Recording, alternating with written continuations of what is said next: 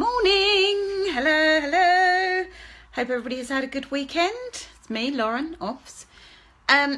Right, so this morning something has come up in my subscription members group, and we're talking a lot about weight, how we feel because of our size or because of the weight that we are or size we are, or however you want to equate it. And trying to break down that this happiness that we're looking for doesn't come in a shape or size. And for every day that we are waiting to be thin enough or pretty enough or clever enough or funny enough. Morning, Janine. How timely that you should be joining me.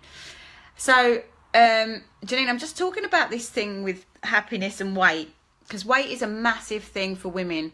It's really heightened because we look at all these beautiful bodies all day, all night, every fucking where we look are these amazing women.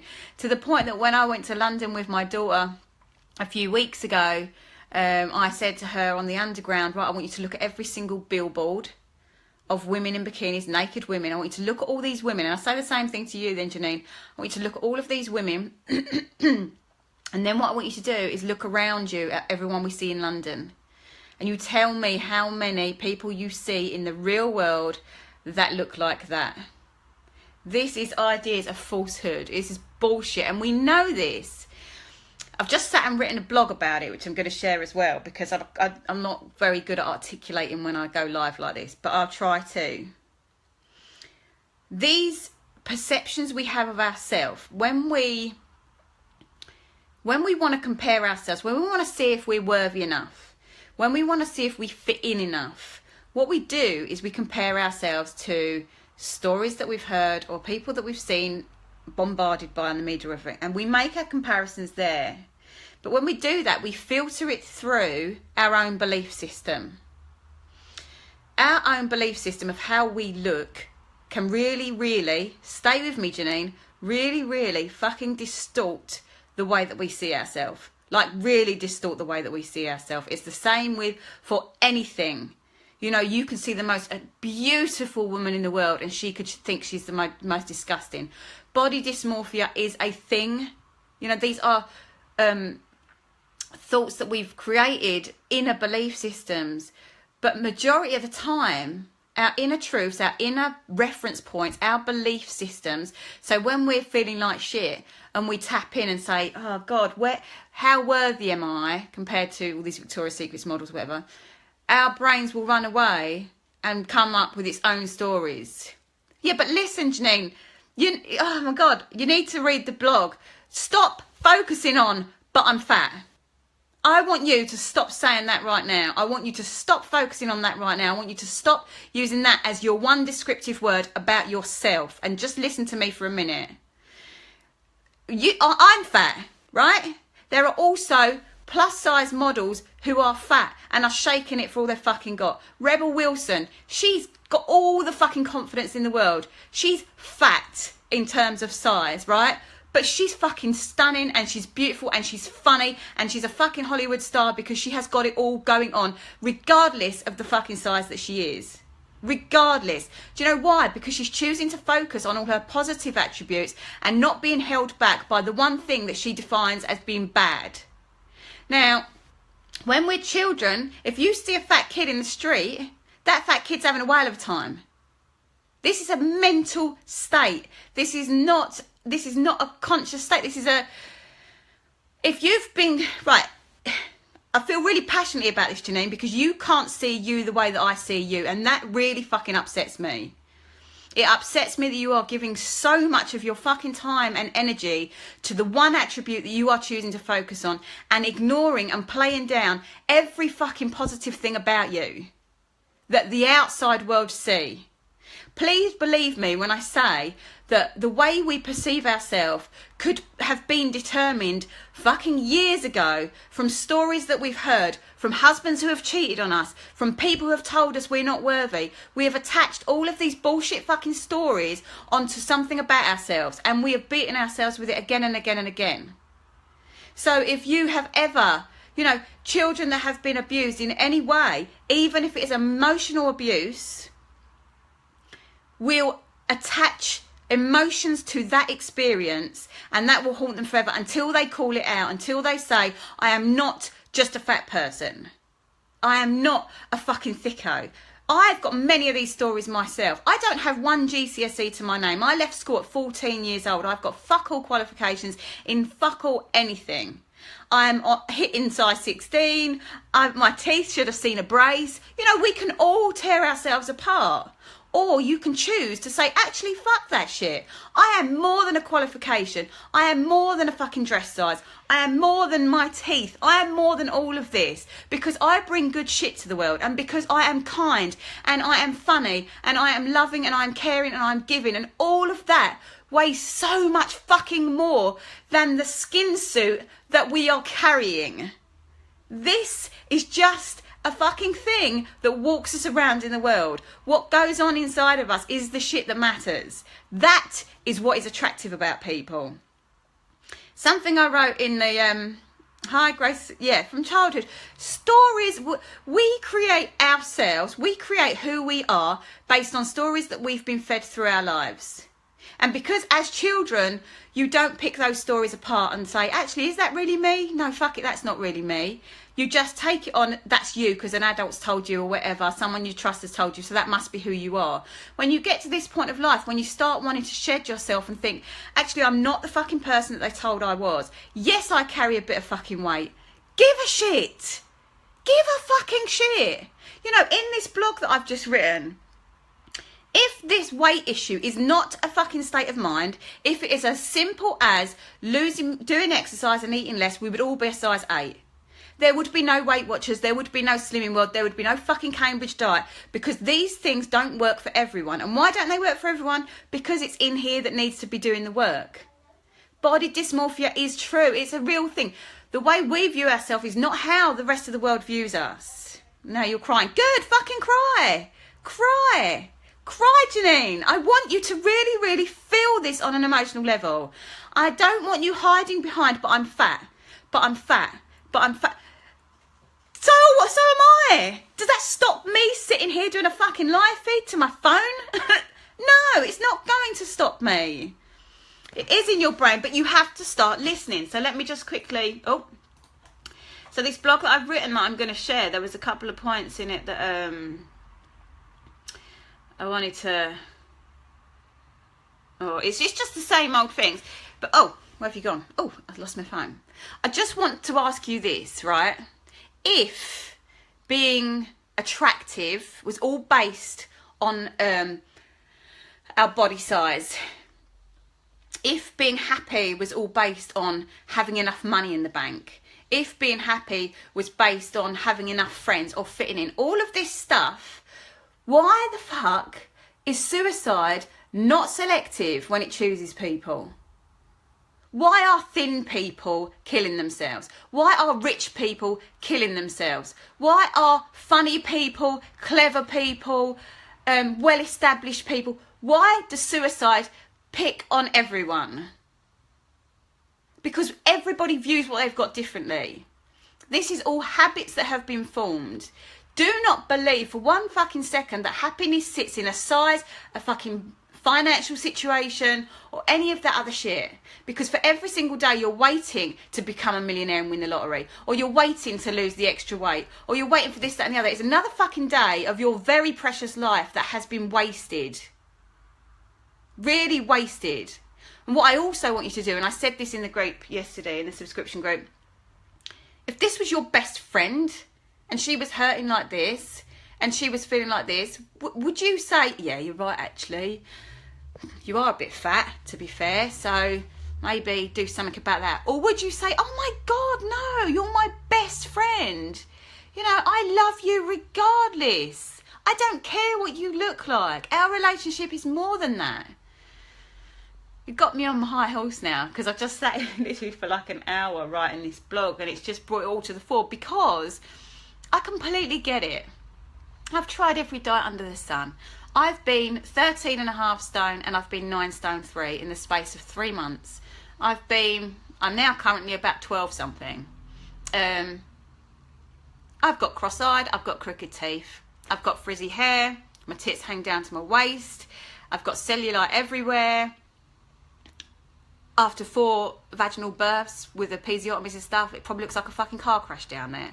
But I'm choosing not to focus on those things. I'm choosing to embrace all that stuff.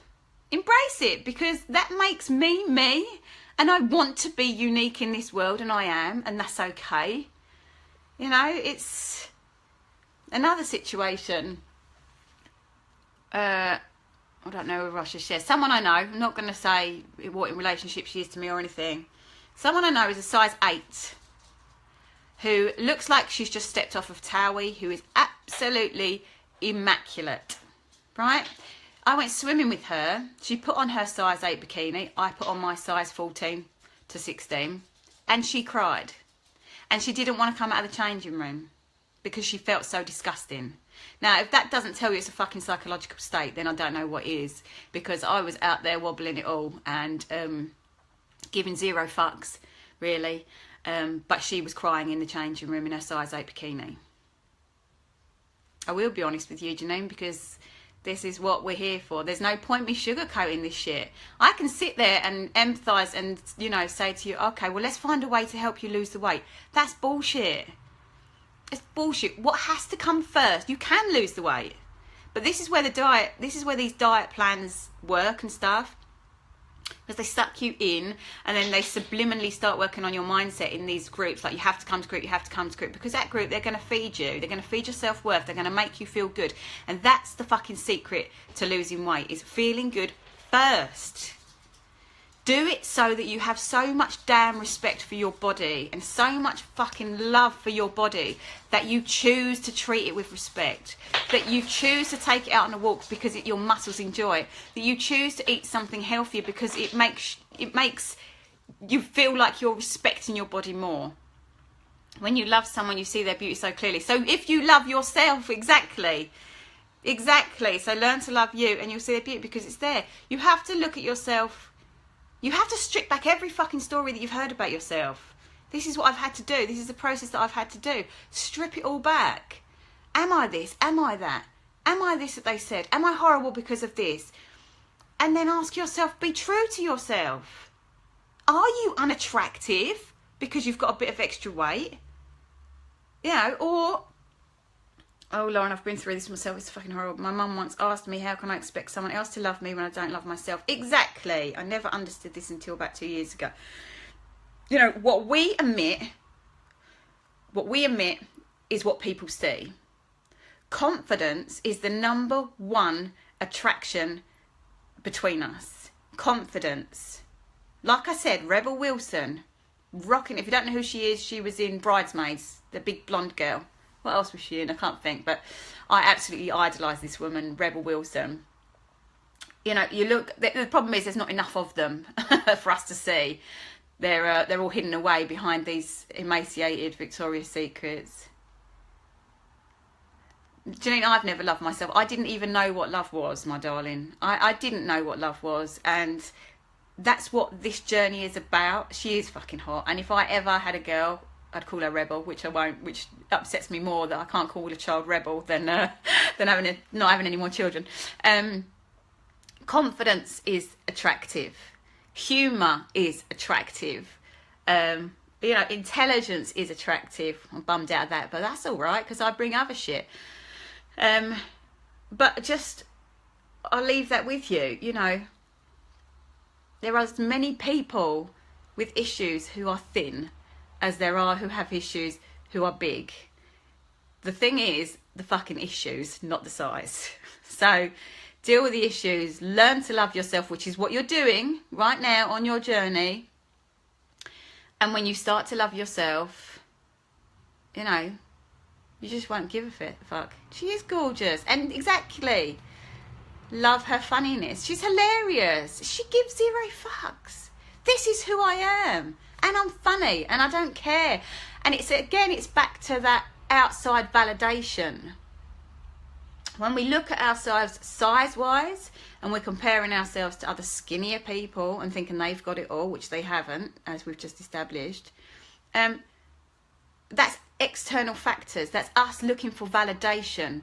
Validate my size. Validate that I'm thin enough. Validate this. No, you don't need validation. The only person's judgment you need to be really mindful of is your own.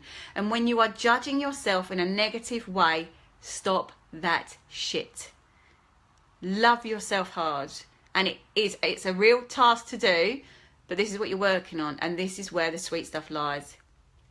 If people don't like it, they don't have to be a part of my life. That's how I live now. Cutthroat, nice. I don't care if people don't like me. I'll never please everyone. We will never please everyone. We're not meant to please everyone. That's not why we're here. We're here to have deep and meaningful relationships with certain people, not with everyone. Not everyone can get a piece of this pie. You know, this is fucking high class merchandise. I need to be careful who I'm trying to please. I have to please me first. And the thing is, when you love yourself and you please yourself first and you have internal validation that you are enough, that is what you emit to everybody else, and that is what's attractive. So yes, stop now. Every time you catch yourself, Janine, saying, oh, but I'm so fat, fucking stop. Just go, what? How dare you talk to me like that? You know, or if you want to go softer, you can just go, yeah, I hear what you're saying, but I don't agree with you. I hear what you're saying, but I don't agree with you. I'm beautiful. Start following some people who inspire you, who are bigger, that inspire you. This doesn't mean that you have to stay that size. But what it does mean is once you get to a point of self-love, then you will love your body and you will nurture your body better. You know, you can't nurture something that you feel is working against you. It doesn't work. Because if you think your body's fighting against you, you're going to fight back. When you make peace with your body and you love your body, then you'll want to nurture it like a child. So we'll be doing a lot of work with Eloa about loving yourself, Janine. So it's coming in the next month anyway. So there you go. It took you 29 years to become this amazing. Exactly. 43 years working towards this. Also, what I will say as well is what we need to always remember about our bodies. I mean, Eloa calls it her skin suit, and I love that. This is just my skin suit. This isn't me. This is just what I'm walking around in. It's not who I am. What we also need to be aware of as well, which has just completely gone out of my fucking head. No, it's gone. Negative self-talk is no good. Oh, yeah, I know what it is. So look at your body as a machine. Take away the fat and all the other shit that you've loaded on yourself. Look at your body as a machine. It is a fucking work of art. It is a work of art. Every single muscle that is in there, every single tendon, the blood that keeps on pumping, your heart that has not stopped working tirelessly and unquestionably, solely to keep you alive for the last whatever many years you are, that is a fucking fine oiled machine. That is a piece of art. That is perfection in itself. The fact that it works just, well, your day and fucking night to keep you alive, to keep you moving, to keep sharing you with the world, to keep giving you experiences, good and bad, because we always learn from the bad. The bad experiences are good, we welcome them too, but we see them as a lesson, not as a punishment. But this body that we're walking around in is fucking amazing. It has been built like a fucking work of art. And this is not man-made. This isn't an Apple iPhone that is updated every 6 months. This has been for forever that this creation has been. And that needs some damn respect, regardless of what it looks like or how much weight it's carrying. It needs some damn respect for the fucking job that it does. So there you go. Be kind to yourself, Janine. And nip those negative thought patterns in the bud. Every time you have a negative thought, I want you to quickly replace it with a positive one. Yes, but. Or, I acknowledge that, but I choose this. So see how you get on. It's hard work. Keep doing. Keep working through it. Keep working through it. There you go, my darlings. I'm off to make a coffee and try and convince my kid that his time is up on the iPad. Our bodies are all individual too. We are not the same, and we would be so bored if we were. Absolutely. Diversity is a beautiful thing. Thanks for joining me, ladies. See you all soon. Bye.